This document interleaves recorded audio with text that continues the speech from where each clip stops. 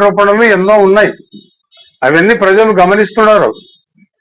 మరి 10 లక్షల రూపాయలు లంచం తీసుకున్నట్ల ప్రత్యక్షంగా ఇచ్చినట్లుగా మీ కూటమి నాయకులే మీ మీద ఆరోపణ చేయడం జరిగింది. దానికి ప్రత్యక్ష సాక్షులు కూడా ఉన్నట్లు తెలిసింది.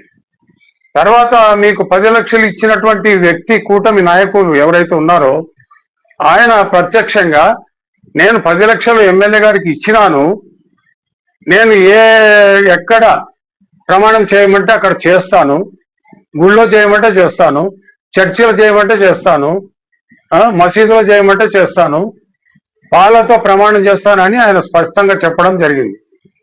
దానికి మీరు ఇప్పటి వరకు సమాధానం చెప్పలే. దాన్ని బట్టి ఏమర్థమవుతుంది? మీ అవినీతి పక్కా బయటపడింది, ప్రజలకు తెలిసిపోయింది, మిమ్మల్ని నమ్మే పరిస్థితిలో జనం లేరు. మరి దానిపైన మీరు మీ అంతకు మీరే సిబిఐ విచారణకు ఆదేశించుకోండి. సిబిఐ విచారణ ఆదేశించుకొని మీరు నిర్దోషి అని నిరూపించుకోండి. ఆ బాధ్యత మీ మీద ఉంది. తర్వాత రెండో విషయం ఏమంటే, దాదాపు 165 రోజుల నుండి ఆదోనిని జిల్లాగా ఏర్పాటు చేయాలని చెప్పి ఉద్యమం జరుగుతూ ఉంది. ఒక పక్క ఆ ఉద్యమాన్ని ప్రారంభించడానికి కారకులు ఎవరు? మీరే. ఆ రోజు ఏమన్నారు? ఆదోనిని జిల్లాగా ప్రకటించడానికి నేను ఆమరణ నిరాహార దీక్ష చేస్తాను అని మీరు ప్రజల ముందు చెప్పడం జరిగింది. మరి దానిపైన ఏం జరిగింది? ఏమి మీరు ఆ ఉద్యమానికి మీరు చేయూత ఇస్తున్నారు? ఎంత మాత్రం ఇస్తున్నారు? కాబట్టి ఇటువంటివన్నీ ఇప్పటికైనా కూడా కండ్లు తెరచండి. ఆదోనిని జిల్లాగా ఏర్పాటు చేయడానికి ఇప్పటి వరకు మీరు ఎటువంటి కృషి చేసినారు, మరి భవిష్యత్తులో ఇంకా ఎటువంటి కృషి చేయదలుచుకున్నారో అది కూడా చెప్పండి. మీరేదో నేను ప్రజల ముందు ఏదో మీ వాక్చాతుర్యంతో మాట్లాడి ప్రజలతో చప్పట్లు కొట్టించుకుంటే కాదు పార్థసారథి గారు. కాబట్టి ఈ విషయాలని మీరు గ్రహించండి, నిజానిజాలు మీరు తెలుసుకోండి. మీరు అవినీతి పరుడు కాదని నిర్దోషిగా ప్రకటించుకోండి. అప్పుడు మీ చిత్తశుద్ధి బయటపడుతుంది. కేవలము వైఎస్ఆర్ కాంగ్రెస్ పార్టీ పైన, సాయి ప్రసాద్ రెడ్డి గారి పైన, అనుచరుల పైన మీరు అవాకులు చెవాకులు పేలితే మాత్రం అది మంచి పద్ధతి కాదు. అది నేను ఒక సీనియర్ నాయకునిగా ఆదోని అభివృద్ధి చెందాలనే ఆకాంక్ష నాలో ఉంది కాబట్టి నేను మీకు చెప్తున్నాను, దానిపైన దృష్టి పెట్టండి. ఆ ఆందోళన కూడా విరమింపజేయడానికి మీరు తగిన చర్యలు తీసుకోవాల్సిందిగా నేను మీకు విజ్ఞప్తి చేస్తున్నా. మళ్ళీ హెచ్చరిక చేస్తున్నానంటే బాగుండదు. అది ఎమ్మెల్యేగా మిమ్మల్ని ఆ విధంగా మాట్లాడము నాకు అది సమంజసంగా ఉండదు. కాబట్టి ఈ విషయాలన్నీ కూడా మీరు కూలంకషంగా చర్చించుకొని ప్రజలకు ఏం చేయాలో చేయండి. ఆదోనిని అభివృద్ధి చేయడానికి ఎటువంటి కార్యక్రమాలు చేస్తారో దాన్ని చేయడానికి మీరు ప్రయత్నం చేయండి. ఇది నా విజ్ఞప్తి. కానీ మీరు మాట్లాడుతున్న మాటలు ఏ విధంగా ఉన్నాయంటే వ్యక్తిగత కక్షలకు దారి తీస్తున్నాయి. ఇది మీకు మంచి పద్ధతి కాదు. మీరు ఏదన్నా ఉంటే ఎమ్మెల్యేగా అభివృద్ధిని గురించి మాట్లాడండి.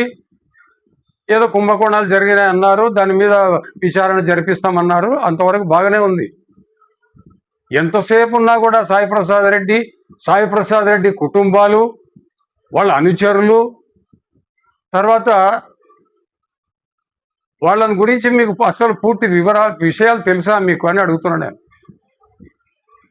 సాయి ప్రసాద్ రెడ్డి కుటుంబాలు ఎటువంటివి, వాళ్ళు ఎక్కడైనా కూడా అవినీతికి పాల్పడినారా? ప్రజల్లో ఏమన్నా వాళ్ళని గురించి చెడ్డ అభిప్రాయాలు ఉన్నాయా? ఇవన్నీ మీరు వాళ్ళ కుటుంబాలను గురించి మీరు మాట్లాడకూడదు. కుటుంబ సభ్యులను గురించి కానీ కుటుంబాలను గురించి కానీ మీకు అంతటి స్థాయి లేదు మీకు. నేను మీకు ఒకటే ఇప్పుడు మాట్లాడదలుచుకున్నాను ఏమంటే, మీరు కూటమి వైపు నుంచి ఆదోనిలో మీకు సీట్ ఇవ్వడం జరిగింది. టికెట్ ఇవ్వడం జరిగింది. సరే, ప్రజలందరూ కూడా కోరుకున్నది ఏమంటే పాత వాళ్ళు కాకుండా కొత్త వాళ్లకు మనం అవకాశం అందరికీ తెలిసేట ప్రజలకు అభివృద్ధి మాట అటుంచి ఎంతసేపు ఉన్నా కూడా మీ అవినీతిని కప్పిపుచ్చుకోవడం కోసమని, మీ తప్పులను కప్పిపుచ్చుకోవడం కోసమని డైవర్షన్ రాజకీయాలకు పాల్పడి సాయి ప్రసాద్ రెడ్డి మీద, సాయి ప్రసాద్ రెడ్డి కుటుంబ సభ్యుల మీద మీరు ఆరోపణలు చేస్తూ వస్తున్నారు. నేను మిమ్మల్ని ఇప్పుడు ఒకటే ప్రశ్నించదలుచుకున్నా. ఏమంటే మీకు ఇంకా 3 సంవత్సరాల టైం ఉంది ఎమ్మెల్యేగా. ఈ 3 సంవత్సరాల టైం అయిపోయిన తర్వాత మీకు టికెట్ వచ్చే ప్రసక్తే లేదు. ఒకవేళ టికెట్ వచ్చినా మీరు గెలిచే ప్రసక్తి లేదు. మరి అటువంటప్పుడు ఆ పరిస్థితిలో ఎన్నికల తర్వాత ఆదోని అభివృద్ధి గురించి మీరు ఏ విధంగా ఆలోచన చేస్తున్నారో మాకు కొంచెం చెప్పాలా. ఎందుకంటే మాకు అర్థమవుతుండేది ఏమంటే ఇదింత ఈ 3 సంవత్సరాలు ఏదో విధంగా ప్రజలను మభ్యపెట్టే విధంగా మాట్లాడము, ప్రజలతో చప్పట్లు కొట్టించుకోవడము, ఇది మీకు బాధ్యతగా అయిపోయింది. నేను ఒకటే మిమ్మల్ని అడుగుతున్నా, ఈ 3 సంవత్సరాల తర్వాత మీకు టికెట్ రాకపోయి మీరు ఎమ్మెల్యే కాకపోతే ఆదోని ప్రజల మీద, ఆదోని అభివృద్ధి మీద మీకు అంతటి శ్రద్ధ ఉంటే మీరు ఆదోనిలో స్థిర నివాసం ఏర్పరచుకోవాలా. ఆదోనిలో స్థిర నివాసం ఏర్పరచుకొని చిరకాలం ఆదోని ప్రజలు, ఆదోని అభివృద్ధి గురించే మీరు కృషి చేయాల. అట్లా కాకుండా 29 ఎన్నికల్లో మీరు ఓడిపోవడమో లేకపోతే టికెట్ రావడమో జరిగిన తర్వాత మీరు ఆదోని వదిలిపెట్టిపోయి ఏ హైదరాబాద్లోనో ఢిల్లీలోనో మీరు కాపురం పెడతామంటే మేము ఒప్పుకోము. మీరు ఇక్కడే ఉండాలా. ఓడినా గెలిచినా ఇక్కడ ఉండి ఆదోని ప్రజలకు, ఆదోని అభివృద్ధికి మీరు కృషి చేయాల. ఆ పరిస్థితి వచ్చినాడు మేము మీకు ఎటువంటి సహకారం అందించాలో అందించడానికి మేము సిద్ధంగా ఉన్నాం. కాబట్టి మీరు ప్రజలకు ఈ విధమైనటువంటి. నా పేరు ఎస్ గోపాల్ రెడ్డి, వైఎస్ఆర్ కాంగ్రెస్ పార్టీ రాష్ట్ర కార్యనిర్వాహక కార్యదర్శి, ఆదోని.